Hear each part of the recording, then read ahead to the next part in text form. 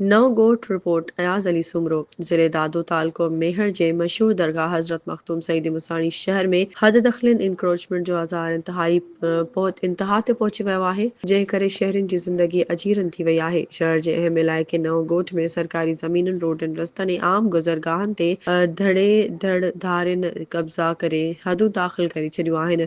इंतज़ामिया अंगूर निंड में हद दाख़िल कंदड़ आज़ाद शहर जे बिल्कुलु अहम चौंकनि बाज़ारुनि जे वेझो हद दख़िलनि सबबि ट्रैफ़िक जो निज़ाम पूरी तरह सां मफ़लूज थी वियो आहे। रोडनि जे ॿिन्ही पासनि खां दुकानदारनि पारां पंहिंजूं शयूं रखण ऐं मुस्तक़िल अॾावतूं करण सबबि आम माण्हू ऐं ख़ासि करे औरतूं ऐं ॿारनि खे गुज़रण में सख़्त तकलीफ़ुनि खे मुंहुं ॾियणो पइजी रहियो आहे। शहरनि पारां बार बार शिकायतूं करण बावजूदि मक़ामी इंतज़ामिया मुकमल तौर ते ख़ामोश नज़र अचे थी। शहरनि जो चवणु आहे त इंतज़ामिया मुबैना तौर ते हद दख़िलन कंदड़नि सां मिली भगत करे ख़ामोश वेठल आहे, जंहिं करे हुननि खे को बि ख़ौफ़ या डपु नाहे। इंतज़ामिया जी अहिड़ी अघूर निंड शहर खे बर्बादी जे किनारे ते वठी आई आहे। उहो शहर जी सभ खां अहम बाज़ार आहे, पर हद दख़िलन सबबि हितां लंघण बि मुहाल थी वियो आहे। इंतज़ामिया खे घटि में घटि आम माण्हुनि जो ख़्यालु करणु घुर्जे। शहरनि जो मुतालबो आहे त मखदूम सईद मुसाणी जे शहरी नाला इख़्तियारनि ख़ासि करे कमिश्नर ऐं डिप्टी कमिश्नर खां मुतालबो कयो वियो आहे त फौरी तौर ते नोटिस वठी नव गोठ ऐं शहर जे ॿियनि मुतासिर इलाइक़नि मां समूरियूं हद दख़िलन ख़तम कराए मुलविस अमलदारनि ख़िलाफ़ सख़्त कार्रवाई कई वञे त जीअं शहरियुनि खे साह खणण जो मौक़ो मिली सघे।